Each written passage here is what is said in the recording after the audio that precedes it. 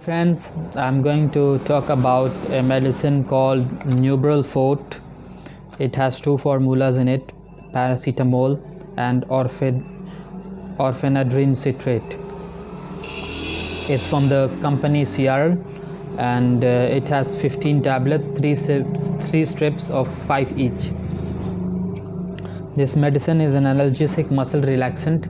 It is used to treat acute painful musculoskeletal conditions, periods pain, joint pain, flu, cold, toothache, headache, ear pain and fever. The side effects of this medication are dry mouth, tachycardia, palpitations, urinary retention, blurred vision, weakness, nausea, vomiting and headache.